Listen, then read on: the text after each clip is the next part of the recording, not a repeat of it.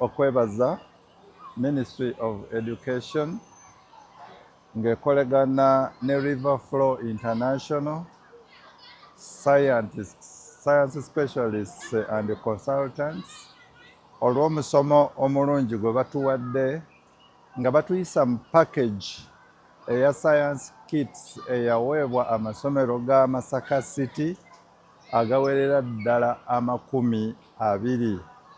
Era njagala okukakasa eggwanga nti science kits zino tuzifunye era nga n'omusomo ku zo mu ngeri gye tugenda okuzikozesaamu gukyagenda mu maaso wano ekitovu ku St. Paul Primary School. Era ng'olunaku olusooka lwo luwedde era nga tufunye nnyo mu ngeri gye tugenda okukozesaamu science kits zino, era n'okulaba nti nno ministry obutagiyiwaayo nga tetusomesa science mu masomero nga ministry bwe yandibadde ekyetaaga. Kubanga science kits zino zituweereddwa okulaba nti nno okusomesa science mu masomero kuyimprovinga, tulabe ng'abaana bakola bulungi mu masomo ga science mu masomero gaffe aga Masaka City.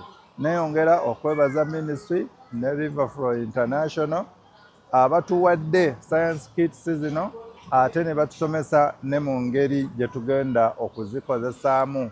Era nkakasa nti abakulu b'amasomero, ba head teachers ne ba teachers betuli nabo wano tugenda kufollowinga enkozesa ya science kits zino okulaba nga science asomesebwa mu masomero gaffe gonna. Amasomero 20 ge gafunye science kits zino, naye nga gavumenti erina enteekateeka okulaba nti nno amasomero gonna gajja kufuna science kits zino okulaba nti eggwanga litambula bulungi mu masomo gano aga science.